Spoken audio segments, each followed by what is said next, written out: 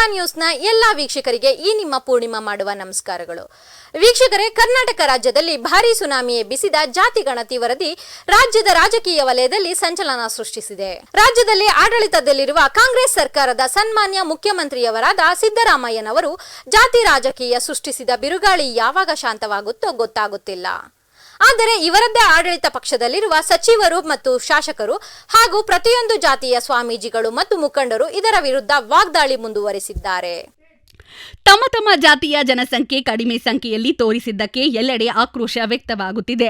ಹಾಗೂ ಕೆಲ ಮಠಾಧೀಶರು ತಮ್ಮ ಜಾತಿಯ ಸಚಿವರನ್ನು ಮತ್ತು ಶಾಸಕರನ್ನ ಕರೆಸಿ ಜಾತಿ ಗಣತಿ ಸಮಾಲೋಚನೆ ನಡೆಸಿದ್ದಾರೆ ಮತ್ತು ತಮ್ಮ ಜಾತಿಯ ಜನಾಂಗದವರಿಗೆ ಅನ್ಯಾಯವಾಗುವುದನ್ನು ನಾವು ಸಹಿಸಬಾರದು.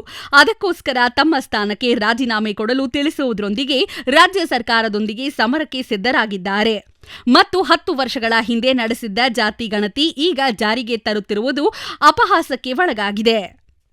ಈ ವರದಿ ಬಗ್ಗೆ ಜಯಪ್ರಕಾಶ್ ಹೆಗಡೆ ಸ್ವತಃ ಮೌನಕ್ಕೆ ಜಾರಿರುವುದು ಎಲ್ಲರಲ್ಲಿ ಸಂಶಯ ಮೂಡಿದೆ.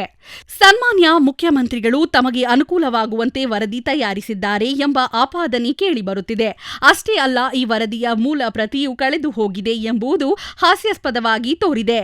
ಕರ್ನಾಟಕದ ಅನೇಕ ಜಿಲ್ಲೆಯಲ್ಲಿ ನಮ್ಮ ಭೈರವ ನ್ಯೂಸ್ನೊಂದಿಗೆ ಉಪ್ಪಾರ್ ಸಮಾಜದ ಸಮಾಜ ಸೇವಕರು, ಸಂಘ ಸಂಸ್ಥೆಯವರು ಮತ್ತು ರಾಜಕೀಯ ವ್ಯಕ್ತಿಗಳು ಗ್ರಾಮ ಘಟಕದಿಂದ ಜಿಲ್ಲಾ ಘಟಕ ಹಾಗೂ ರಾಜ್ಯ ಘಟಕದವರೆಗೆ ಇರುವ ಸಮಾಜದ ಅಧ್ಯಕ್ಷರು ಈ ಜಾತಿ ಗಣತಿಯ ವರದಿ ಬಗ್ಗೆ ತಮ್ಮ ಅಭಿಪ್ರಾಯಗಳನ್ನು ಹಂಚಿಕೊಂಡಿದ್ದಾರೆ.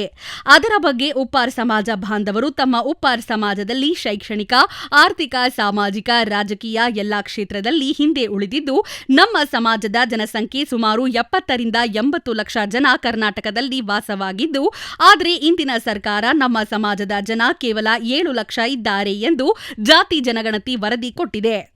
ಇದರಿಂದ ನಮ್ಮ ಸಮಾಜಕ್ಕೆ ತುಂಬಾ ಅನ್ಯಾಯವಾಗಿದೆ ಮತ್ತು ನಮ್ಮ ಉಪ್ಪಾರ್ ಜನಾಂಗವು ಕೆಲ ರಾಜ್ಯಗಳಲ್ಲಿ ಪರಿಶಿಷ್ಟ ಪಂಗಡಕ್ಕೆ ಎಸ್ಟಿ ಸೇರಿಸಿದ್ದಾರೆ. ಆದರೆ ಕರ್ನಾಟಕದಲ್ಲಿ ನಮಗೆ ಸರಿಯಾದ ಮೀಸಲಾತಿ ಸಿಗುತ್ತಿಲ್ಲ ಮತ್ತು ಕುಲಶಾಸ್ತ್ರೀಯ ಅಧ್ಯಯನ ವರದಿ ಮಾಡಲು ಒಂದು ಕಮಿಟಿ ರಚನೆ ಮಾಡಿ ಅಧ್ಯಯನ ಮಾಡಲಾಗಿದೆ.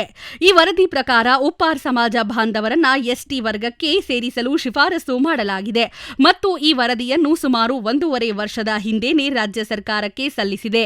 ಆದರೂ ಇದುವರೆಗೂ ರಾಜ್ಯ ಸರ್ಕಾರದಿಂದ ಕೇಂದ್ರ ಸರ್ಕಾರಕ್ಕೆ ವರದಿಯನ್ನ ಕಳಿಸಲಾಗಿಲ್ಲ ಎಂದು ಶ್ರೀ ಭಗೀರಥ ಪೀಠದ ಶ್ರೀ ಪುರುಷೋತ್ತಮಾನಂದ ಪುರಿ ಸ್ವಾಮಿಗಳು ತಿಳಿಸಿದ್ದಾರೆ. ಆದರೆ ಇದರ ಬಗ್ಗೆ ಚರ್ಚಿಸಿದ್ರೆ ಬಹುತೇಕ ಬಾಂಧವರಿಗೆ ಈ ಮಾಹಿತಿ ದೊರೆತಿಲ್ಲ. ಚುನಾವಣೆ ಬಂದಾಗ ಮಾತ್ರ ಇದರ ಬಗ್ಗೆ ಗಂಭೀರ ಚರ್ಚೆ ನಡೆಸುತ್ತಾರೆ, ನಂತರ ಮರೆತು ಬಿಡುತ್ತಾರೆ. ಇದರಿಂದ ನಮ್ಮ ಜನಾಂಗಕ್ಕೆ ಸರಿಯಾದ ಉದ್ಯೋಗ ಮತ್ತು ಶಿಕ್ಷಣ ಹಾಗೂ ಪ್ರತಿಯೊಂದು ಕ್ಷೇತ್ರದಲ್ಲಿ ನಮಗೆ ಒಳ್ಳೆಯ ಸ್ಥಾನಮಾನ ಸಿಗುತ್ತಿಲ್ಲ. ಇದಕ್ಕೆಲ್ಲ ನಮ್ಮ ಸಮಾಜದಲ್ಲಿ ಒಗ್ಗಟ್ಟು ಇಲ್ಲದೆ ಇರುವುದು ಕಾರಣವಾಗಿದೆ. ಆದ್ದರಿಂದ ಗ್ರಾಮ ಮಟ್ಟದಿಂದ ತಾಲೂಕು, ಜಿಲ್ಲಾ ಮಟ್ಟ ಮತ್ತು ರಾಜ್ಯ ಮಟ್ಟದವರೆಗೆ ಇರುವ ಉಪ್ಪಾರ್ ಸಮಾಜದ ಅಧ್ಯಕ್ಷರನ್ನ ಬದಲಿಸಬೇಕು. ಸಮಾಜಕ್ಕೋಸ್ಕರ ದುಡಿಯುವವರಿಗೆ ಮಾತ್ರ ಅಧ್ಯಕ್ಷ ಹಾಗೂ ಇತರೆ ಸ್ಥಾನಮಾನ ಕೊಡಬೇಕು ಮತ್ತು ನಮ್ಮ ಸಮಾಜದಲ್ಲಿ 3-4 ಗುಂಪುಗಳಾಗಿ ಒಡೆದು ಹೋಗಿವೆ. ಪ್ರತಿಯೊಂದು ಗುಂಪಿನಲ್ಲಿ ಒಬ್ಬರು ರಾಜ್ಯಾಧ್ಯಕ್ಷರು ಆಗಿದ್ದಾರೆ ಹಾಗೂ ಈ ಸಂಘಟನೆಗೆ ಒಬ್ಬ ಮಠಾಧೀಶರನ್ನ ಮಾಡಿಕೊಂಡಿದ್ದು ಸಹ ನಮ್ಮ ಸಮಾಜವು ಒಗ್ಗಟ್ಟಿನಿಂದ ಇಲ್ಲದಿರುವುದು ಕಾರಣವಾಗಿದೆ. ಆದ್ದರಿಂದ ಯಾವ ರೀತಿಯ ಸೌಲಭ್ಯಗಳು ಸಿಗುತ್ತಿಲ್ಲ ಮತ್ತು ಕೆಲವರು ಉಪ್ಪಾರ್ ಸಮಾಜದ ಮುಖಂಡರು ಮತ್ತು ಎಲ್ಲಾ ಕ್ಷೇತ್ರದಲ್ಲಿ ಗುರುತಿಸಿಕೊಂಡಿರುವ ಉಪ್ಪಾರ್ ಸಮಾಜದ ಅಧ್ಯಕ್ಷರು ಸಮಾಜದ ಹೆಸರಿನಲ್ಲಿ ದುಡ್ಡು ಮಾಡುತ್ತಿದ್ದಾರೆ. ಇದರಿಂದ ಅವರ ಕುಟುಂಬದ ಹೆಂಡತಿ, ಮಕ್ಕಳು, ಸಂಬಂಧಿಕರು ಮಾತ್ರ ಉದ್ಧಾರವಾಗುತ್ತಿದ್ದಾರೆ ಹೊರತು ಸಮಾಜ ಮಾತ್ರ ಅಭಿವೃದ್ಧಿ ಹೊಂದುತ್ತಿಲ್ಲ. ಇದರಿಂದ ನಮ್ಮ ಜನಾಂಗದ ಮೇಲೆ ಹಲ್ಲೆ, ದಬ್ಬಾಳಿಕೆ, ಅತ್ಯಾಚಾರವಾದರೂ ಯಾರಿಂದಲೂ ನಮಗೆ ನ್ಯಾಯ ಕೊಡಿಸಲು ಮುಂದೆ ಬರುವುದಿಲ್ಲ. ಆದ್ದರಿಂದ ಹಿಂದೆ ಇರುವ ಎಲ್ಲಾ ಕ್ಷೇತ್ರದ ಅಧ್ಯಕ್ಷರನ್ನು ರಾಜೀನಾಮೆ ಕೊಡಿಸಿ ಹೊಸ ಅಧ್ಯಕ್ಷರನ್ನ ಮಾಡಬೇಕು ಮತ್ತು ನಮ್ಮ ಸಮುದಾಯಕ್ಕೆ ಎಲ್ಲಾ ಸರ್ಕಾರಗಳು ಅನ್ಯಾಯ ಮಾಡುತ್ತಿವೆ. ಇನ್ನು ಮುಂದೆ ಈ ಸಮಸ್ಯೆ ಸರಿಯಾಗದಿದ್ದರೆ ಮುಂದೆ ನಮ್ಮ ಸಮಾಜದ ಹೊಸ ಯುವಕರ ಸಂಘಟನೆಗಳನ್ನ ಮಾಡಿಕೊಂಡು ಸರ್ಕಾರದ ವಿರುದ್ಧ ಉಗ್ರ ಹೋರಾಟ ಮಾಡಬೇಕಾಗುತ್ತದೆ ಎಂದಿದ್ದಾರೆ. ಆದ್ದರಿಂದ ರಾಜ್ಯದ ಅನೇಕ ತಾಲೂಕು ಮತ್ತು ಜಿಲ್ಲೆಗಳಲ್ಲಿ ಇರುವ ಉಪ್ಪಾರ್ ಸಮಾಜದ ಮುಖಂಡರು ಹಾಗೂ ಸಾರ್ವಜನಿಕರು ನಮ್ಮ ಭೈರವ ನ್ಯೂಸ್ನೊಂದಿಗೆ ತಮ್ಮ ವಿವಿಧ ಅಭಿಪ್ರಾಯಗಳನ್ನ ಹೀಗೆ ವ್ಯಕ್ತಪಡಿಸಿದರು. ನಮಸ್ಕಾರಗಳು ವೀಕ್ಷಕರೇ, ಇಂದು ಕರ್ನಾಟಕದಲ್ಲಿ ಉಪ್ಪಾರ್ ಜನಗಣತಿ ವರದಿಯನ್ನು ಸರ್ಕಾರ ಬಿಡುಗಡೆ ಮಾಡಿದೆ. ಸರ್ಕಾರದ ಅಂಕಿಅಂಶ ನೋಡ್ರಿ 7 ಲಕ್ಷ ಜನ ಉಪ್ಪಾರಿದ್ದಾರೆ ಅಂತ ಹೇಳ್ತಾ ಇದ್ದಾರೆ. ಹಾಗಾಗಿ ನಾವು ಒಂದು ಸರ್ವೆ ಮಾಡ್ತಾಯಿದ್ದೇವೆ ಎಲ್ಲ ಜಿಲ್ಲೆಯಲ್ಲಿ ಹೋಗಿ. ಈಗ ನಮ್ಮೊಂದಿಗಿದ್ದಾರೆ ರಮೇಶ್ ಉಪ್ಪಾರ್ ಅಂತೇಳಿ. ಇವರು ಕರ್ನಾಟಕ ಉಪ್ಪಾರ್ ನೌಕರರ ಸಂಘದ ಹಾವೇರಿ ಜಿಲ್ಲಾ ಪ್ರಧಾನ ಕಾರ್ಯದರ್ಶಿಯಾಗಿ ಸೇವೆ ಸಲ್ಲಿಸುತ್ತಿದ್ದಾರೆ ಮತ್ತು ಉಪ್ಪಾರ ಜನಾಂಗದ ಅಭಿವೃದ್ಧಿಗಾಗಿ ಹಗಲಿರುಳು ಶ್ರಮಿಸುತ್ತಿದ್ದಾರೆ. ಸರ್ ಹತ್ರ ನಾವು ರಮೇಶ್ ಸರ್ ತಾವು ಕೇಳೋಣ ಈಗ. ಸರ್, ಈಗ ಉಪ್ಪಾರದ ಜನಗಣತಿ ಮಾಡೋಕ್ಕೆ ಸರ್ಕಾರದವ್ರು ಬಂದಿದ್ದರು, ಅಧಿಕಾರಿಗಳು ಏನಾದರೂ ನಿಮ್ಮೂರಲ್ಲಿ ನಿಮ್ಮ ಮನೆಗೆ ಏನಾದರೂ ಬಂದಿದ್ರಾ? ಇಲ್ಲ ಸರ್, ನಮ್ಮ ಮನೆಗೆ ಏನೂ ಬಂದಿಲ್ಲ, ಯಾರ ಮುಖಾನೂ ಕಂಡಿಲ್ಲ, ನಮ್ಮ ಮನೆ ಹತ್ರನೂ ಬಂದಿಲ್ಲ, ಅವರು ನಮ್ಮ ಊರಿಗೂ ಬಂದಿಲ್ಲ ಸರ್. ಅವರು ಹಾವೇರಿ ಜಿಲ್ಲೆಯಲ್ಲಿ ಯಾವುದಾದ್ರೂ ಊರಲ್ಲಿ ಕಂಡಿದ್ರಾ? ಯಾವ ಊರಲ್ಲಿ ಕಂಡಿಲ್ಲ ಸರ್. ಒಂದು ಹತ್ರ ಮಾಡ್ತಾ ಇದ್ದಾರೆ ಅನ್ನೋದ್ರ ಬಗ್ಗೆನೂ ನಮಗೆ ಗೊತ್ತನೇ ಇಲ್ಲ. ಅದು ಹೇಗೆ ಮತ್ತು ಸರ್ಕಾರದಿಂದ 7 ಲಕ್ಷ ಜನ ಆಗೈತೆ ಅಂತ ಹೇಳಿದರು, ನಿಮ್ಮ ಅನಿಸಿಕೆ ಪ್ರಕಾರ ಎಷ್ಟು ಜನ ಇರ್ಬೋದು? ಸರ್, ನಮ್ಮ ಕರ್ನಾಟಕದಲ್ಲಿರ್ತಕ್ಕಂಥ ಉಪ್ಪಾರ ಜನಸಂಖ್ಯೆ ಸುಮಾರು 40ರಿಂದ 45 ಲಕ್ಷ ಅಂತ ನಮಗೆ ಯಾವಾಗಲೂ ಹಿಂದಿಂದನೂ ಗೊತ್ತಿತ್ತು. ಆ ಉದ್ದೇಶ ಇಟ್ಕೊಂಡು ಹಂಗಾರೆ ಇರ್ಬೋದು ಬಿಡು ಅಂತ ನಾವು ತಿಳ್ಕೊಂಡಿದ್ವಿ. ಆದರೆ ಇದು ಜನಗಣತಿ ಅಂತೂ ಮಾಡಿಲ್ಲ, ಇದು ಸುಳ್ಳೇ ಒಂದು ಅಂಕಿ ಸಂಖ್ಯೆಗಳ ಮುಖಾಂತರ ಅವ್ರು ಕೊಟ್ಟಿದ್ದಾರೆ ಅಷ್ಟೇ, ಮತ್ತೇನಿಲ್ಲ ಅಂತ ನಾನು ಹೇಳ್ತಾ ಇದ್ದೇನೆ ಸರ್. ಈ ಸರ್ಕಾರ ಹೊರಡಿಸಿರೋ ವರದಿ ಪ್ರಕಾರ ನಮ್ಗೆ ಅನ್ಯಾಯ ಆಗೈತೆ ಅಂತ ಯಾಕೆ ನಮ್ಮ ಹಾವೇರಿ ಜಿಲ್ಲೆಯಲ್ಲಿ ಪ್ರತಿಯೊಬ್ಬರು ನಿಮ್ಮ ಉಪ್ಪಾರ ಸಮಾಜದ ಮುಖಂಡರಾಗಿರ್ಬೋದು, ಪ್ರತಿಯೊಬ್ಬ ಉಪ್ಪಾರ ಜನಾಂಗದವರು ಆಗಿರ್ಬೋದು, ಇದ್ರ ಬಗ್ಗೆ ಯಾಕೆ ಸರ್ಕಾರದ ಗಮನಕ್ಕೆ ತರ್ತಾ ಇಲ್ಲ ನೀವು? ಸರ್ಕಾರದ ಗಮನಕ್ಕೆ ತರ್ತಾ ಇಲ್ಲ ಅಂತ ಅಂದರೆ ಸರ್, ನಾವೀಗ ಮುಖಂಡರಿಗೆಲ್ಲ ತಿಳಿಸ್ತಾ ಇದ್ದೀವಿ. ಅವ್ರು ಏನೂ ಇಲ್ಲ, ನಾವು ಈಗ ಮತ್ತೆ ಅದನ್ನು ರಿಪೀಟ್ ವಿಚಾರ ಮಾಡಲಿಕ್ಕತ್ತೀವಿ. ನಮಗೆಲ್ಲ ಮಂತ್ರಿಗಳು ಹೇಳಿದ್ದಾರೆ ಅಂತ ನಮಗೂ ಹೇಳ್ತಾ ಇದ್ದಾರೆ ಸರ್. ನಾವು ಫೋನ್ ಮಾಡಿ ಆಗಾಗ ಕೇಳ್ತಾ ಇದ್ದೀವಿ. ಇದೇನು ಸರ್ 7,58,000 ನಮ್ಮ ಕರ್ನಾಟಕದಲ್ಲೇ ಇಲ್ಲ, ನಮ್ಮ ಹಾವೇರಿ ಜಿಲ್ಲೆಯಲ್ಲಿ ಸುಮಾರು 1.5 ಲಕ್ಷ ಜನ ಐತ್ರಿ ಸರ್. ಈಗ ಬೇರೆ ಬೇರೆ ಜಿಲ್ಲೆಯಲ್ಲಿ ನೋಡಿದರೆ ಸುಮಾರು ಒಂದೊಂದು 5 ಲಕ್ಷ ಇದೆ. ಚಾಮರಾಜನಗರ ಕ್ಷೇತ್ರದಲ್ಲಿ ಬರೀ ಒಂದು 7 ಲಕ್ಷ ಇದೆ. ಈ ಥರ ಇರ್ತಕ್ಕಂಥ ಒಂದು ಅವರು ಜನಗಣತಿ ಒಂದನ್ನು ಸರಿಯಾಗಿ ಮಾಡಿಲ್ಲ ಅನ್ನೋದು ನಮಗೆ ಕಂಡು ಬರ್ತೈತೆ ಅಂತ ನಾನು ಹೇಳ್ತಾ ಇದ್ದೇನೆ ಸರ್. ಇದ್ರ ಬಗ್ಗೆ ನೀವು ಒಂದು ಹೋರಾಟ ಮಾಡ್ಬೋದು. ಇತರೆ ಜನಾಂಗದವರೆಲ್ಲ ಹೋರಾಟ ಮಾಡ್ತಾ ಇದ್ದಾರೆ, ಸರ್ಕಾರ ಗಮನಕ್ಕೆ ತರ್ತಾ ಇದ್ದಾರೆ, ಸ್ಟ್ರೈಕ್ ಮಾಡ್ತಾ ಇದ್ದಾರೆ, ಮತ್ತು ರ್ಯಾಲಿ ಮಾಡ್ತಾ ಇದ್ದಾರೆ. ನೀವು ಯಾಕೆ ಮಾಡ್ತಾ ಇಲ್ಲ? ಆಸಕ್ತಿ ಇಲ್ಲ ಹೇಗೆ? ನೀವು ಆಸಕ್ತಿ ಇದೆ ಸರ್. ಈಗ ಸಂಘಟನೆ ಮುಖಾಂತರ ನಾವು ಎಲ್ಲರನ್ನೂ ಒಟ್ಟುಗೂಡಿಸ್ಕೊಂಡು ಹೋದರೆ ಹೋರಾಟ ಅಂತೂ ಚಲೋ ಆಗ್ತದೆ ಸರ್. ಎಲ್ಲರಿಗೂ ವಿಷಯ ತಿಳಿಸ್ತಾ ಇದ್ದೀವಿ. ಅವರು ಏನಾದರೂ ಮಾಡಿ ನಾವು ಹೋರಾಟ ಮಾಡೋಣ, ನಮ್ಮ ಜನಸಂಖ್ಯೆಯನ್ನು ನಾವು ತಿಳ್ಕೊಳ್ಳೋಣ, ನಮ್ಮ ಜನಸಂಖ್ಯೆ ಎಷ್ಟಿದೆ ಅನ್ನೋದು ನಾವು ತಿಳ್ಕೊಂಡು ಸರ್ಕಾರಕ್ಕೆ ಒಂದು ಇದನ್ನು ನಾವು ಸರ್ಕಾರದ ಮುಖಾಂತರ ಹೋರಾಟ ಮಾಡಬೇಕು ಅನ್ನೋದು ನಮಗೂ ಆಸೆ ಇದೆ ಅಂತಂದು ಜನ ಹೇಳ್ತಾ ಇದ್ದಾರೆ ಸರ್. ಆದರೂ ಸಹ ಏನು ಮಾಡ್ತಾರೆ ಅಂದರೆ ಜನಗಳು ಹೊರಗಡೆ ಬರ್ತಾ ಇಲ್ಲ. ಈಗ ನಾವು ಅವರು ಒಳಗಡೆ ಕುಂತ್ಕೊಂಡ್ರೆ ನಾವು ಹೊರಗಡೆ ತರಬೇಕಂತ ನನ್ನ ಒಂದು ಅನಿಸಿಕೆ ಐತೆ ಸರ್. ಈಗ ಉಪ್ಪಾರ ಜನಾಂಗದ ಅಭಿವೃದ್ಧಿಗೋಸ್ಕರ ಈಗ ನಮ್ಮ ಉನ್ನತ ಸ್ಥಾನದಲ್ಲಿದ್ದಂಥ ರಾಜಕೀಯ ವ್ಯಕ್ತಿಗಳು ಇರ್ಬೋದು, ಮತ್ತು ಉನ್ನತ ಸ್ಥಾನದಂತೆ ಇದ್ದಂಥ ದೊಡ್ಡ ದೊಡ್ಡ ವ್ಯಕ್ತಿಗಳು ಇರ್ಬೋದು, ಅವ್ರು ಯಾಕೆ ಆಸಕ್ತಿ ತೋರಿಸ್ತಾ ಇಲ್ಲ? ಯಾಕಂದರೆ ರಾಜಕೀಯವಾಗಿ, ಶೈಕ್ಷಣಿಕವಾಗಿ, ಆರ್ಥಿಕವಾಗಿ ಭಾಳಷ್ಟು ಜನ ಉಪ್ಪಾರ ಹಿಂದುಳಿದಿದ್ದಾರೆ ಅಂತ ಎಲ್ಲರೂ ಹೇಳ್ತಾ ಇದ್ದಾರೆ. ಎಲ್ಲರಿಗೂ ಗಮನಕ್ಕೆ ಗೊತ್ತಿದೆ. ನಮ್ಮ ಸಮೀಕ್ಷೆ ಪ್ರಕಾರವೇ ಭಾಳಷ್ಟು ಜನ ಉಪ್ಪಾರೆಲ್ಲ ಭಾಳಷ್ಟು ಹಿಂದುಳಿದಿದ್ದಾರೆ. ಭಾಳ ಕೂಲಿಕಾರರು, ಎಲ್ಲಿ ಬೇಕಲ್ಲಿ ಗೌಂಡಿ ಕೆಲಸ ಆಯಿತು, ಉಪ್ಪಿನ ಕೆಲಸ ಆಯಿತು, ಹೀಗೆ ಅಪಾಯದ ಕೆಲಸಗಳನ್ನೆಲ್ಲ, ಕಟ್ಟಡ ಕೆಲಸಗಳಾಯಿತು, ಭಾಳಷ್ಟು ಮಾಡ್ತಾ ಇದ್ದಾರೆ. ಹಾಗಾಗಿ ಅವರಿಗೆ ಯಾವುದೇ ಸರ್ಕಾರದಿಂದ ಸವಲತ್ತುಗಳಿಲ್ಲ, ಮೀಸಲಾತಿ ಇಲ್ಲ, ನಿಗಮ ಇದ್ದರೂ ಭಾಳಷ್ಟು ಯಾವುದೇ ಸೌಕರ್ಯ ಸಿಗ್ತಾ ಇಲ್ಲ ಅಂತ ಹೇಳ್ತಾ ಇದ್ದಾರೆ. ಹಾಗಾಗಿ ಅದ್ರ ಬಗ್ಗೆ ನೀವು ಯಾಕೆ ಎಲ್ಲ ಜಿಲ್ಲೆಯಲ್ಲೂ ಒಗ್ಗಟ್ಟಾಗಿ ಒಂದು ಹೋರಾಟ ಎಲ್ಲಿ ಮಾಡ್ತಾ ಇಲ್ಲ, ಯಾಕೆ ಕಾಣ್ತಾ ಇಲ್ಲ, ಯಾಕೆ ಸರ್? ಎಲ್ಲಿ ಮಾಡ್ತಾ ಇಲ್ಲ. ಇದನ್ನು ನಾವು ಒಂದೇ ಜಿಲ್ಲೆಯಿಂದ ಅಂತ ಅಷ್ಟೇ ಇಲ್ಲ ಸರ್, ಎಲ್ಲ ಜಿಲ್ಲೆ, ಕರ್ನಾಟಕದಲ್ಲಿರ್ತಕ್ಕಂಥ ಎಲ್ಲ ಜಿಲ್ಲೆಗಳ ಉಪ್ಪಾರ ಸೇರಿಕೊಂಡು ನಾವು ಹೋರಾಟ ಮಾಡಿದರೆ ನಮಗೇನಾದರೂ ಬೆಲೆ ಸಿಗ್ತೈತಿ. ಇಲ್ಲ ಅಂದ್ರೆ ನಾವು ಬಣಗಳ ಮಾಡ್ಕೊತ ಹೋದ್ರೆ ಯಾವ ಕಾರಣಕ್ಕೂ ನಮಗೆ ಉಪ್ಪಾರಕ್ಕೆ ಯಾವ ಮಾನ್ಯತೆಯೂ ಸಿಗೋದಿಲ್ಲ, ಯಾವ ಯಾವ ಇದು ಕೆಲಸಗಳೂ ಸಿಗೋದಿಲ್ಲ. ನಮ್ಮಷ್ಟಕ್ಕೆ ನಾವು ಹೋರಾಡಬೇಕಾಗೈತಿ. ಇದಂತಂದರೆ ಯಾವ ಅಭಿವೃದ್ಧಿ ನಿಗಮದಲ್ಲಿ ನಮ್ಮನ್ನು ಒಳಗೆ ಕರ್ಕೊಳಕ್ಕೆ ವಿಚಾರ ಮಾಡೋದಲ್ಲ. ಇದನ್ನು ನಾವೇನು ಮಾಡ್ಬೇಕಂದ್ರೆ ಎಲ್ಲರೂ ಸೇರಿಕೊಂಡು ನಾವು ಹೋರಾಟ ಮಾಡಿದರೆ ನಾವು ಒಳಗೆ ಹೋಗಲಿಕ್ಕೆ ಇದಾಗ್ತೈತಿ. ಈಗ ಮುಖಂಡರಾದಂಥವರು ಪ್ರತಿಯೊಂದು ಜಿಲ್ಲೆಯಲ್ಲಿ ಅಡ್ಡಾಡಿ ಅವರು ಎಲ್ಲರ ಸಂಘಟನೆ ಮುಖಾಂತರ ನಮಗೆ ಸಂಘಟನೆ ಮಾಡಿಸ್ಕೊಟ್ರೆ ಈ ಒಂದು ಮುಂದೆ ಬರಬಹುದು ಅಂತ ನನ್ನ ಒಂದು ಅನಿಸಿಕೆ. ಮತ್ತು ಅಲ್ಲೇ ಅವ್ರು ಕೂತ್ಕೊಂಡ್ರೆ ಅಂದ್ರೆ ಏನು ಮಾಡಲಿಕ್ಕಾಗಲ್ಲ ಸರ್. ಯಾಕಂದರೆ ಈಗ ಹಳ್ಳಿಯಲ್ಲಿ ಇರ್ತಕ್ಕಂಥ ಪ್ರತಿಯೊಬ್ಬ ಉಪ್ಪಾರರು ಕೂಲಿ ಮಾಡ್ಕೊಂಡು ತಿಂತಾ ಇದ್ದಾರೆ. ಅವ್ರಿಗೆ ಗೊತ್ತಿರೋದಿಲ್ಲ, ಕೂಲಿ ಮಾಡ್ತಾವು ಹೋಗ್ತಾ ಇದ್ದಾವೆ, ಏನು ವಿಷಯ ಗೊತ್ತಿರೋದಿಲ್ಲ. ನಾಳೆ ಏನಾದರೂ ಒಂದು ಅವಕಾಶಗಳು ಸಿಕ್ಕಾಗ ಅವ್ರಿಗೇನು ಅವಕಾಶಗಳು ಸಿಗೋದಿಲ್ಲ, ಹಿಂದುಳಿತಾರೆ. ಹೀಗಾಗಿ ಮಾರ್ಗದರ್ಶನ ಕೊಡಬೇಕು ಹಳ್ಳಿಯಲ್ಲಿರ್ತಕ್ಕಂಥ ಬಡವರಿಗೆ. ಇದು ಕೊಡೋದ್ರಿಂದ ಒಳ್ಳೇದಾಕೈತಿ ಅಂತ ನನ್ನ ಒಂದು ಅನಿಸಿಕೆ ಸರ್. ಇದನ್ನು ಜನಸಂಖ್ಯೆ ಹೆಚ್ಚಿದೆ ಅಂತ ತೋರ್ಸೋಕ್ಕೆ ಏನು ಪ್ರಯತ್ನ ಮಾಡ್ಬೇಕಂತ ಮಾಡೀರಾ? ಜನಸಂಖ್ಯೆ ಹೆಚ್ಚಿದೆ ಅಂತ ಪ್ರಯತ್ನ ಮಾಡಬೇಕಾದ್ರೆ ನಾವು ಈಗ ಪ್ರಜ್ಞಾವಂತರು ತಿಳಿದಂಥವರು ಒಂದು ಕರೆ ಕೊಟ್ಟರೆ ಹಳ್ಳಿಯಲ್ಲಿರ್ತಕ್ಕಂಥ ಪ್ರತಿಯೊಬ್ಬರು ಉಪ್ಪಾರರು ಬಂದು ಆ ಒಂದು ಜನಸಂಖ್ಯೆಯನ್ನು ನಾವು ತೋರಿಸ್ಬೇಕಂತಂದ್ರೆ ಪ್ರತಿಯೊಂದು ಗ್ರಾಮದಲ್ಲಿರ್ತಕ್ಕಂಥ ಜನಗಳು ಬಂದು ಎಲ್ಲರೂ ಒಗ್ಗಟ್ಟಾಗಿ ಹೋರಾಡಿದರೆ ಒಂದು ತಾಲೂಕಾಗಲಿ ಅಥವಾ ಒಂದು ಹೋಬಳಿ ಆಗಲಿ ಅಥವಾ ಜಿಲ್ಲೆ ಆಗಲಿ ನಾವು ಪ್ರಯತ್ನ ಮಾಡಿದರೆ ಒಂದು ಒಗ್ಗಟ್ಟು ಆಗ್ತದೆ ಅಂತ ನನ್ನ ಒಂದು ಅನಿಸಿಕೆ ಸರ್. ಈಗ ಸುಮಾರು ವರ್ಷದಿಂದ ಭಾಳಷ್ಟು ಇವರು STಗೆ ತರಬೇಕಂತ ಹೇಳಿ ಭಾರಿ ಹೋರಾಟ ಮಾಡಿದರು. ಅದು ಎಲ್ಲಿವರೆಗೂ ಬಂತು? STಗೆ ತರಬೇಕಂತ ಹೋರಾಟ ಮಾಡಿದರೆ ಸರ ಇಲ್ಲಿವರೆಗೂ ಯಾರು STಗೆ ಸೇರಿಸ್ರಿ ಅಂತ ಎಲ್ಲ ಕುಲಶಾಸ್ತ್ರೀಯ ಅಧ್ಯಯನ ಆಯಿತು, ಇದು ಆಯಿತು, ಎಲ್ಲವೂ ಆದವು. ಇನ್ನೂ ಏನೂ ಒಂದು ನಿರ್ಣಯ ತಗೊಳ್ಳಿಕ್ಕೆ ಯಾರೂ ಅಷ್ಟು ಇದನ್ನು ತಲೆಕೆಡಿಸ್ಕೊಳಕತ್ತಿಲ್ಲ. ಇದನ್ನು ಹಳ್ಳಿ ಮುಖಾಂತರ ಹೋಗಿ ನಾವು ಒಂದು ಸಿಟಿಯಲ್ಲಿ ನಿಂತ್ಕೊಂಡಾಗ ಅಥವಾ ಸಿಟಿ ಆಗಲಿ ಅಥವಾ ರಾಜಧಾನಿಗೆ ಹೋಗಲಿ ನಾವು ಎಲ್ಲ ಒಂದು ಹೋರಾಡಿದರೆ ಏನಾದರೂ ಒಂದು ಅವಕಾಶಗಳು ಸಿಗ್ತಾವೆ. ನಾವು ಮನೆಯಾಗ ಕೂತ್ಕೊಂಡ್ರೆ ಯಾವ ಕಾರಣಕ್ಕೂ ಏನೂ ಆಗೋದಿಲ್ಲ ಅಂತ ನನ್ನ ಒಂದು ಅನಿಸಿಕೆ ಹೇಳ್ತೇನೆ ಸರ್. ಇದೀಗ ಸುಮಾರು ನಮ್ಮ ಕರ್ನಾಟಕದಲ್ಲಿ ಭಾಳಷ್ಟು ಪಂಗಡಗಳು ಒಡೆದವಂತ ಹೇಳಿದ್ರಿ.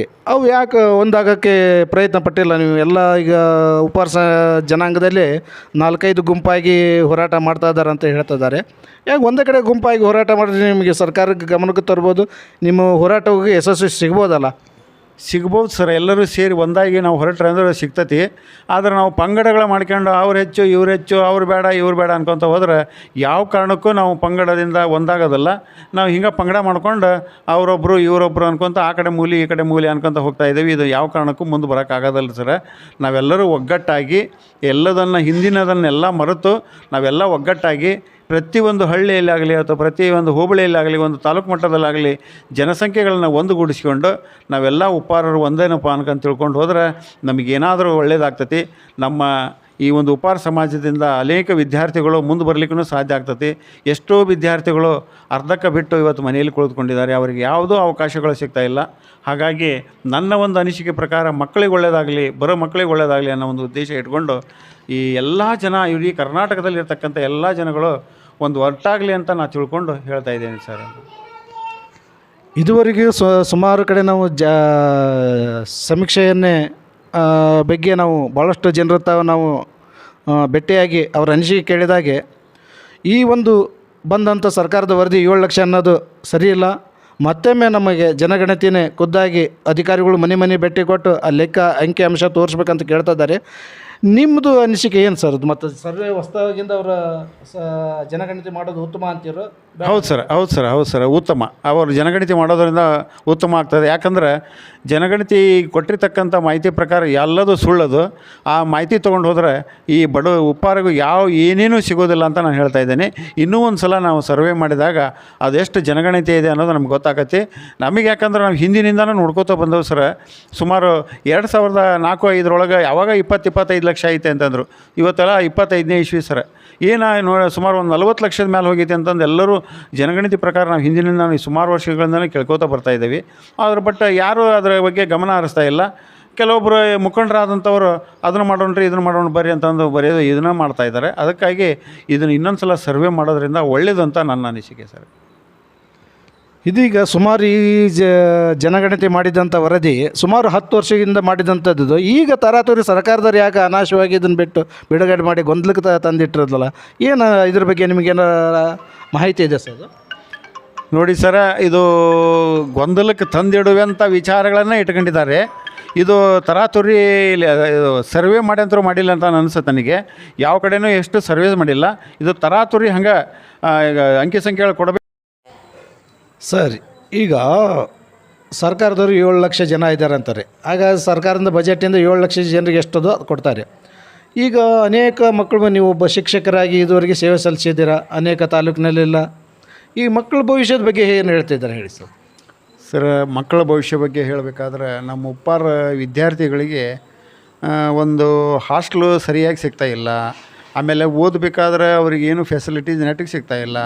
ಒಂದು ಸ್ಕಾಲರ್ಶಿಪ್ ಕೊಡಬೇಕಾದ್ರೂ ಅದರಲ್ಲಿ ಏನೂ ನಮ್ಗೆ ಈ ಬೇರೆ ವಿದ್ಯಾರ್ಥಿಗಳಿಗೆ ಕೊಟ್ಟಂಗೆ ಬೇರೆ ವಿದ್ಯಾರ್ಥಿಗಳಿಗೆ ಸಿಕ್ಕಂಗೆ ಸ್ಕಾಲರ್ಶಿಪ್ ನಮ್ಮ ವಿದ್ಯಾರ್ಥಿಗಳಿಗಂತರೂ ಯಾವ ಕಾರಣಕ್ಕೂ ಸಿಗ್ತಾಯಿಲ್ಲ. ಆಮೇಲೆ ಈ ಎಲ್ಲ ಬಡವರಿದ್ದಾರೆ, ಬಡವರು ಹೆಂಗೆ ಓದಬೇಕು? ಅದಕ್ಕೆ ಈ ಉಪ್ಪಾರ ಸಮಾಜ ಅನ್ನೋದನ್ನು ಒಂದು ಪರಿಗಣನೆ ಮಾಡಿಕೊಂಡು ನೀವು ಈ ಸ್ಕಾಲರ್ಶಿಪ್ಪು ಆಗಲಿ ಅಥವಾ ಒಂದು ಹಾಸ್ಟೆಲ್ ಆಗಲಿ, ಒಂದು ತಾಲೂಕಿಗೊಂದಾಗಲಿ ಅಥವಾ ಜಿಲ್ಲೆಗೊಂದು 2 ಆಗಲಿ ಹಿಂಗೆ ಕೊಟ್ರೆ ಅಂದರೆ ಎಲ್ಲ ನಮ್ಮ ಉಪ್ಪಾರ ಸಮಾಜದ ವಿದ್ಯಾರ್ಥಿಗಳು ಅಲ್ಲಿ ಇದ್ಕೊಂಡು ಒಂದು ಓದಲಿಕ್ಕೆ ಅನುಕೂಲ ಆಕತಿ, ಮುಂದೆ ಬರಲಿಕ್ಕೂ ಅನುಕೂಲ ಆಕತಿ. ಇವತ್ತು ನೋಡಿರಿ, ನಮ್ಮ ಉಪ್ಪಾರ ಸಮಾಜದಲ್ಲಿ KS ಆದಂಥ ವಿದ್ಯಾರ್ಥಿಗಳು ಭಾಳ ಅದಾರೆ, IAS ಆದಂಥ ವಿದ್ಯಾರ್ಥಿಗಳೇ ಯಾರಿಲ್ಲ. ಈಗ ನನ್ನ ವಿದ್ಯಾರ್ಥಿನೋ ನಾನೇನೋ ವಿದ್ಯಾರ್ಥಿನಿ ಒಬ್ಬಳು ಓದಿಸ್ಬೇಕಪ್ಪ ಅನ್ನೋ ಒಂದು ವಿಚಾರ ಭಾಳ ಇಟ್ಕೊಂಡು ಈಗ BA ಮಾಡಿಸಿದ್ವಿ, BAದಾಗ ರ್ಯಾಂಕ್ ಬಂದಳು. ಆಮೇಲೆ B.Ed ಮಾಡ್ಲಿಕ್ಕತ್ತಾಳೆ. ಮುಂದೇನಾದರೂ ಒಂದು ಓದಮ್ಮ ಅಂತ ಅಂದಾಗ ಆಯ್ತು ರೀ, ಹೆಂಗೆ ವರ್ಕ್ ಮಾಡ್ತಾಯಿದ್ದೀನಿ ನಾನು, ಏನೋ IAS KS ಮಾಡಬೇಕನ್ನೋ ಒಂದು ಆಸೆ ಇದೆ. ಅಂಥ ವಿದ್ಯಾರ್ಥಿಗಳನ್ನು ಪ್ರಚೋದನೆ ಕೊಟ್ಟು ಮುಂದೆ ಒಂದು ಎಲ್ಲೋ ಇದ್ಕೊಂಡು ಓದಲಿಕ್ಕೆ ನಮಗೂ ಒಂದು ಹೇಳಲಿಕ್ಕೆ ಅನುಕೂಲ ಆಗತ್ತೆ ಸರ್. ಇದಕ್ಕೆ ತಮ್ಮ ಗಮನ ಉಪ್ಪಾರ ಸಮಾಜದ ಮೇಲೆ ಇರಬೇಕು ಅಂತ ನನ್ನ ಒಂದು ಅನಿಸಿಕೆ ಹೇಳ್ತಾ ಇದ್ದೇನೆ ಸರ್. ಉಪ್ಪಾರ ಸಂಘದ ರಾಜ್ಯಾಧ್ಯಕ್ಷರಾದಂಥ ಪುಟ್ಟರಂಗ ಶೆಟ್ಟಿ ಅವರು ಮಿನಿಸ್ಟ್ರ್ ಇದ್ದರು. ಆ ಉಪ್ಪಾರ ನಿಗಮದ ಅಧ್ಯಕ್ಷರು ಆಗಿದ್ದರು. ಇವರೆಲ್ಲ ನಿಮ್ಮ ರಾಜಕೀಯ ವ್ಯಕ್ತಿಗಳು ನಿಮ್ಮಲ್ಲಿ ಇದ್ರೆ ಯಾಕೆ ಸುಧಾರಣೆ ಮಾಡೋಕ್ಕಾಗಿಲ್ಲ? ಅವ್ರ ಕಡೆಯಿಂದ ಈ ಸವಲತ್ತುಗಳು ತೊಗೊಳಕ್ಕಾಗಲಿಲ್ಲ ನಿಮಗೆ? ಸರ್ ನಾವು ಹೋಗಿ ಅವ್ರ ಹತ್ರ ಕೈ ಮುಗಿದು ಕಾಲು ಬಿದ್ದಂತರೂ ಕೇಳೋಕೆ ವಿಚಾರ ಮಾಡಿದ್ದೀವಿ ಸರ್. ನಮ್ಮಂಥ ವಿದ್ಯಾರ್ಥಿಗಳು ನಿಮ್ಮ ಹತ್ರ ಬಂದಿದ್ದೀವಿ, ಏನಾದರೂ ಮಾಡಿ ಸಹಾಯ ಮಾಡಲಿಕ್ಕೆ ಒಂದು ಅವಕಾಶ ಮಾಡಿಕೊಡಿ ಸರ್. ನೀವು ಸಹಾಯ ಮಾಡಿದರೆ ಅಂದರೆ ಎಷ್ಟೋ ವಿದ್ಯಾರ್ಥಿಗಳು ಮುಂದೆ ಬರ್ತಾ ಇದ್ದಾರೆ ಅಂತ ಕೇಳಲಿಕ್ಕೆ ಹೋದಾಗ ಹೋಗಯ್ಯ ಎಲ್ಲಿ ನೋಡೋಣ ಏನೋ ಒಂದು ಲೆಟ್ರ್ ಬರ್ಕೊಂಬ, ನಾನು ಸಹಿ ಮಾಡ್ತೇನೆ. ಅದಕ್ಕಾದ್ರೆ ಯಾರು ಹೇಳೋದು ಹಿಂಗೆ ಮಾಡಿದರೆ ನಾವು ಹೆಂಗೆ ಮಾಡಬೇಕು? ಇಂಥ ವಿಚಾರ ಇಟ್ಕೊಂಡು ನಾವು ಹೋದ್ರಿಂದ ನಮಗೇನು ಬೆಲೆ ಸಿಗ್ತದೆ? ಹಾಂ, ಬಂದೀರೆ ಬರ್ರಿ, ಒಂದು ಕಪ್ ಚಹಾ ಕುಡಿಯೋಕೆ ಅವಕಾಶವೂ ಇಲ್ಲ ಅಲ್ಲಿ ಹೋದ್ರೆ ನಮಗೆ. ಹೋಗ್ಬಿಡ್ರಿ, ಆ ಚಾನೂ ಬೇಡ. ಎಟ್ಲೀಸ್ಟ್ ನಾವು ಮಾಡುವಂಥ ಕೆಲಸದಲ್ಲಿ ಒಂದು ಶ್ರದ್ಧೆಯಿಂದ ಬಂದಿರಿಪ್ಪ, ಏನು ಮಾಡಬೇಕು ಕೇಳ್ಕೊಂಡು ಇಂಥ ಭಾಳ ನೊಂದ್ಕೊಂಡು ಬಿಟ್ಟವ್ರಿ ಸರ್. ನಾವು ಈ ವಿಚಾರದಲ್ಲಿ ನಿಮ್ಮ ಈ ಒಂದು ನಮ್ಮ ಧ್ವನಿ ಮುಖಾಂತರ ನಿಮಗೇನಾದರೂ ಸರ್ಕಾರದಿಂದ ಅವಕಾಶಗಳು ಸಿಗುವಂಥ ಅವಕಾಶಗಳು ಕಂಡು ಬಂದರೆ ಮಾಡಿರಿ ಅಂತ ನಮ್ಮ ವಿದ್ಯಾರ್ಥಿಗಳು ನಿಮ್ಮಲ್ಲಿ ನಾನು ಕೇಳ್ಕೊಳ್ತಾ ಇದ್ದೇನೆ. ಒಬ್ಬ ಜಿಲ್ಲಾ ಕಾರ್ಯದರ್ಶಿಯವರಾಗಿ ನಿಮಗೆ ಸ್ಪಂದನೆ ಇಲ್ಲ ಅಂದ್ರೆ ಜನಸಾಮಾನ್ಯರ ಜೊತೆಗೆ ಇವ್ರು ರಾಜ್ಯಾಧ್ಯಕ್ಷರಾದರು ಹೀಗೆ ನಡ್ಕೊಂಡ್ರೆ ಅದ್ರ ಬಗ್ಗೆ ಗುರುಗಳ ಗಮನಕ್ಕೆ ಆಯ್ತು ಅವ್ರದ್ದು ಮತ್ತು ನಿಮ್ಮ ಹಿರಿಯ ಮುಖಂಡರ ಗಮನಕ್ಕಾದ್ರೂ ತಂದು ಇದನ್ನೇ ಸರಿಪಡಿಸ್ಬೋದಿತ್ತಲ್ಲ. ಯಾಕೆ ಆಸಕ್ತಿ ಐತೋ ಅಂತ ಇಲ್ಲ ಅವರು ರಾಜ್ಯಾಧ್ಯಕ್ಷರಾಗಿ ಮುಂದುವರಿಯೋದಕ್ಕೆ? ಏನೈತೇನು ರೀ, ಅವ್ರಿಗೆ ಬಿಟ್ಟಿದ್ದಾರೆ ಸರ್. ನಾವು ಏನು ಹೇಳಲಿಕ್ಕೆ ಹೋದ್ರೆ ಮತ್ತು ನಾಳೆ ಏನಾದರೂ ನಾವು ಒಬ್ಬಂಟಿಗೆ ಸರ್ ಬಡವರು ಏನಾದರೂ ನಾವು ಹಿಂಗೆ ಕೇಳಲಿಕ್ಕೆ ಹೋದ್ರೆ ನಿಂದೇನು ಹಚ್ಚಿ ಹೋಗಂತ ತಿಳ್ಕೊಂಡು ಏನಾರ ಮಾಡಿದ್ರೆ ನಾವು ಏನು ಮಾಡ್ಬೇಕು ಸರ್? ನಮಗೆ ಪರಿಸ್ಥಿತಿ ವಜ್ಜಿರ್ತಾವೆ. ಇದ್ದಿದ್ರಾಗ ನಾವು ಒಂದು ಕೆಲಸ ಮಾಡ್ಕೊಂಡು ಹೋಗುವಂಥ ವಿಚಾರದಲ್ಲಿ ಇರ್ತಾ ಇದ್ದಾವೆ. ಏನೋ ಒಳ್ಳೇದು ಮಾಡಿರಿಪ್ಪ ಅಂತ ಕೇಳಲಿಕ್ಕೆ ಹೋದಾಗ ಒಳ್ಳೇದಕ್ಕೆ ಬೆಲೆ ಸಿಗಲಿಲ್ಲ ಅಂದ್ರೆ ಮತ್ತೆ ಅಲ್ಲಿ ಪಾಪಿ ಹೋದ್ರೆ ನಮ್ಗೆ ಅಲ್ಲಿ ಹೋಗೋ ಅವಶ್ಯಕತೆ ಏನಿದೆ ಸರ್? ಮತ್ತು ಜಿಲ್ಲಾದವರು ತಾಲೂಕು ಅಧ್ಯಕ್ಷರು ಇದ್ರ ಬಗ್ಗೆ ಗಮನ ಕೊಟ್ಟು ಅದನ್ನು ಮತ್ತು ಚೇಂಜಸ್ ಮಾಡ್ಬೋದಿತ್ತಲ್ಲ? ಮಾಡ್ಬೋದು ಸರ್. ಎಲ್ಲರಿಗೆ ಹೇಳಿದರೆ ಹೋಗಮರ ನಮ್ಮ ಕೆಲಸ ಅವ್ರದ್ದು ಯಾಕೆ ಹೋದಾರ ಅನ್ನೋ ವಿಚಾರದಲ್ಲಿ ಜನಗಳು ಮಾತಾಡ್ತಾ ಇದ್ದಾರೆ ಸರ್. ನಾವು ಏನು ಮಾಡಬೇಕು? ಈಗ ಇಬ್ಬರ ಮಾಡಿದರೆ ಆಗೋದಿಲ್ಲ ಸರ್. ಅದು ಇಡೀ ಜಿಲ್ಲೆ ಮುಖಾಂತರ ನಾವು ಒಂದಾಗಿ ಉಪಾರ್ಜನ ಒಂದಾಗಿ ಹೋದ್ರೆ ಏನಾದರೂ ಕೆಲಸ ಆಕೈತಿ. ಅದಕ್ಕೆ ಜಿಲ್ಲೆ ಮುಖಾಂತರ ಹೋದ್ರೆ ಒಳ್ಳೇದಾಕೈತಿ ಅಂತ ನನ್ನ ಒಂದು ಅನಿಸಿಕೆ ಐತೆ ಸರ್. ಇದು ನಾನು ಒಂದು ಮಾತು ಹೇಳ್ತಾ ಇದ್ದೀನಿ, ಇನ್ನು ಮುಂದೆ ಏನಾದರೂ ಒಂದು ಅವಕಾಶಗಳು ಸಿಕ್ಕಾಗ ಉಪ್ಪಾರ ಜನಕ್ಕೆ, ಬಡ ವಿದ್ಯಾರ್ಥಿಗಳಿಗೆ ಈ ಕೆಲಸ ಮಾಡಲಿಲ್ಲ ಅಂದ್ರೆ ನಮ್ಮನ್ನು ಅಪೇಕ್ಷೆ ಪಡಬೇಡ್ರಿ, ನಿಮ್ಮಷ್ಟಕ್ಕೆ ನೀವು ಮಾಡ್ಕೊಳ್ರಿ. ನಮ್ಮನ್ನ ಹತ್ರ ನಾವು ಯಾವ ಕಾರಣಕ್ಕೂ ಬಡ ಜನಕ್ಕೆ ಒಳ್ಳೇದಾಗಲಿಲ್ಲ ಅಂದ್ರೆ ನಾವು ಬರುವುದೇ ಇಲ್ಲ, ಅಲ್ಲಿ ಆ ಕೆಲಸನೂ ಮಾಡಲಿಕ್ಕೆ ಬರೋದಿಲ್ಲ ಅಂತ ಹೇಳ್ತಾ ಇದ್ದೇನೆ ಸರ್. ಈಗ ಕರ್ನಾಟಕ ಉಪ್ಪಾರ ಜನಾಂಗಕ್ಕೆ ಒಂದು ಶುಭ ಸುದ್ದಿ ಅಂದರೆ ಒಳ್ಳೆಯ ಸುದ್ದಿ ಹೇಳೋದು ಏನು ಬಯಸ್ತೀರಾ? ಅಂದರೆ ಈಗ ಗ್ರಾಮ ಘಟಕದಿಂದ ತಾಲೂಕು ಅಧ್ಯಕ್ಷರು ಇರ್ಬೋದು, ಜಿಲ್ಲಾ ಅಧ್ಯಕ್ಷರು ಇರ್ಬೋದು, ರಾಜ್ಯಾಧ್ಯಕ್ಷರು ಉಪ್ಪಾರ ಸಮಾಜದ ಅಭಿವೃದ್ಧಿಗೋಸ್ಕರ ಸೇವೆ ಸಲ್ಲಿಸೋಕ್ಕಾಗಲ್ಲ ಅಂತ ಹೇಳಿದರೆ ಅವ್ರನ್ನ ಇಟ್ಕೊಂಡು ಹೋಗ್ಬೇಕಂತೀರೋ ಏನು ತೆಗ್ದು ಹಾಕ್ಬೇಕು ಅಂತೀರೋ? ಅವಶ್ಯಕತೆ ಇಲ್ಲ ಸರ್. ಕೆಲಸ ಮಾಡಿದರೆ ಒಳ್ಳೇದು ಸರ್. ಕೆಲಸ ಮಾಡಲಿಲ್ಲ ಅಂದರೆ ಅವರು ಇರೋದು ಅವಶ್ಯಕತೆ ಇಲ್ಲ ಅಲ್ಲಿ ಅಂತ ನನ್ನ ಅನಿಸಿಕೆ ಸರ್. ಬೇರೆ ತೋರ್ಕಿಗೆ ನಾನು ಹಾಗಿದ್ದೀನಿ, ನಾನು ಈ ಜಿಲ್ಲಾ ಅಧ್ಯಕ್ಷದನಿ, ನಾನು ತಾಲೂಕು ಅಧ್ಯಕ್ಷದನಿ, ನಾನು ಕರ್ನಾಟಕದ ಹಿಂಗದನಿ ಹಂಗದ ಅನ್ಕೋತ ಹೋದ್ರೆ ಏನು ಉಪಯೋಗ ಇಲ್ಲ ಸರ್. ಇದು ಬಡ ಮಕ್ಕಳಿಗೆ ಯಾವ ಕಾರಣಕ್ಕೂ ತಟ್ಟೋದಿಲ್ಲ, ಬಡ ಮಕ್ಕಳಿಗೆ ಮುಟ್ಟೋದಿಲ್ಲ. ನನ್ನ ಅನಿಸಿಕೆ ಇನ್ನು ಯಾವಾಗಾದರೂ ಕೇಳ್ರಿ, ಬಡ ಮಕ್ಕಳಿಗೆ ಒಳ್ಳೇದಾಗಲಿಲ್ಲ ಅಲ್ಲಿ ಹೆಜ್ಜೆ ಇಡೋದಿಲ್ಲ ನಾವು. ಇದೊಂದು ಮಾತು ನಿಮಗೆ ಈ ಸರ್ ಈ ವಾಹಿನಿ ಮುಖಾಂತರನೇ ನಿಮ್ಮಲ್ಲಿ ಅರಿಕೆ ಮಾಡ್ಕೊಳ್ತಾ ಇದ್ದೀನಿ. ಬಡ ಮಕ್ಕಳಿಗೆ ಒಳ್ಳೇದಾಗಲಿಲ್ಲ ಅಲ್ಲಿ ಹೆಜ್ಜೆನೂ ಇಡೋದಿಲ್ಲ, ಬರುವುದಿಲ್ಲ. ನಾವು ಇಲ್ಲಿವರೆಗೂ ಬಂದಿಲ್ಲ. ಈಗ ನಮ್ಮ ಒಂದು ಪತ್ರಕರ್ತರ ಮುಖಾಂತರ ಅವರ ಒಂದು ನಮ್ಮ ಮನವೊಲಿಸಿ ಇಲ್ಲ ಸರ್ ಮಾಡೋಣ, ಏನೋ ಒಂದು ಉದ್ದೇಶ ಇಟ್ಕೊಂಡು ಮಾಡೋಣ, ಬಿಡೋದು ಬೇಡಿ ಸರ್, ನಾವು ಮಾಡ್ತಾಯಿದ್ದೇವೆ, ನೀವು ಬನ್ನಿ ಸರ್ ಅನ್ಕೊಂಡು ಅಂದಾಗ ಒಂದು ಕೈ ಜೋಡಿಸಿ ಅವರ ಜೊತೆಯಲ್ಲಿ ನಾವು ಕೈ ಜೋಡಿಸಿದ್ದೇವೆ. ಆಗ ನಮ್ಮ ಜೊತೆಯಲ್ಲಿ ಸುರೇಶ್ ಮಲ್ಲಾಡದ ಸರ್ ಅದಾರೆ ಮತ್ತು ನಮ್ಮ ಶಿವಕುಮಾರ್ ಸರ್ ರಟ್ಟಿಳ್ಳಿಯವರು, ಅವರು ಪ್ರೆಸ್ ರಿಪೋರ್ಟ್ರು. ಅವರು ಒಂದು ಅಭಿಮಾನದಿಂದ ನಮ್ಮನ್ನು ಕರ್ಕೊಂಡು ಅವ್ರ ಜೊತೆಯಲ್ಲಿ ನಮ್ಮನ್ನು ಇಟ್ಕೊಂಡು ಹೋರಾಡೋಣ ಸರ, ಏನಾದರೂ 4 ಮಂದಿ ಮಕ್ಕಳಿಗೆ ಒಳ್ಳೇದಾಕತಿ, 4 ಮಂದಿಗೆ ಒಳ್ಳೇದಾತಂದ್ರೆ ಒಳ್ಳೇದಾಗಲಿ ಅನ್ನೋ ಒಂದು ಉದ್ದೇಶ ಇಟ್ಕೊಂಡು ಬಂದಿದ್ದೇವೆ. ಅವರ ಮಾತಿನಿಂದ ನಾವು ಒಳಗೆ ಬಂದಿದ್ದೇವೆ ವಿನಃ ಇಲ್ಲ ನಾವು ಇವತ್ತಿನವರೆಗೂ ಅಧ್ಯಕ್ಷರಾದಂಥವರು ಸಹ ಯಾರ ಹೆಲ್ಪನ್ನೂ ತೊಗೊಂಡಿಲ್ಲ, ನಾವು ಸಹ ಯಾರ ಹೆಲ್ಪನ್ನೂ ತೊಗೊಂಡಿಲ್ಲ. ಎಲ್ಲ ದೇವರ ಆಶೀರ್ವಾದದಿಂದ ನಾವು ಆಗಿದ್ದೇವೆ. ನಿಮ್ಮ ಎದುರಿಗೆ ಒಂದೇ ಮಾತು ಹೇಳ್ತಾ ಇದ್ದೀನಿ, ನಿಮಗೆ ಮಾಡಬೇಕು, ಸಹಾಯ ಮಾಡಬೇಕು ಅನ್ನೋ ಒಂದು ಇಚ್ಛೆ ಇತ್ತಂತಂದ್ರೆ ಪ್ರತಿ ಜಿಲ್ಲೆಯಲ್ಲಿ ಯಾರ್ಯಾರು ಮುಖಂಡರದಾರನ್ನು ಕರೆಸ್ರಿ, ಮೀಟಿಂಗ್ ಮಾಡಿರಿ, ಅವ್ರಿಗೊಂದು ಒಳ್ಳೆಯ ಸುದ್ದಿಯನ್ನು ಕೊಟ್ಟು ಒಳ್ಳೆಯ ವಿಚಾರಗಳನ್ನು ಕೊಟ್ಟು ಮುಂದೆ ಈ ಒಂದು ನಾವೆಲ್ಲರೂ ಸೇರಿಕೊಂಡು ಎಲ್ಲರೂ ಒಳ್ಳೆಯರಾಗೋಣ ಅನ್ನೋ ಒಂದು ಉದ್ದೇಶ ಇಟ್ಕೊಂಡು ಮುಂದೆ ಬನ್ನಿ. ಇಲ್ಲ ಅಂದರೆ ಅವಕಾಶಗಳು ಸಿಕ್ಕಾಗ ತಗೊಳ್ಳಿಕ್ಕೆ ವಿಚಾರ ಮಾಡೋಣ ಅನ್ನೋ ಒಂದು ವಿಚಾರ ಇಟ್ಕೊಂಡು ಮುಂದೆ ಬನ್ನಿ ಅಂತ ನಾನು ಹೇಳ್ಕೊಳ್ತಾ ಇದ್ದೇನೆ ಸರ್. ಇದಾಗಿತ್ತು ಇವತ್ತಿನ ನಿಮ್ಮ ಭೈರವ ನ್ಯೂಸ್.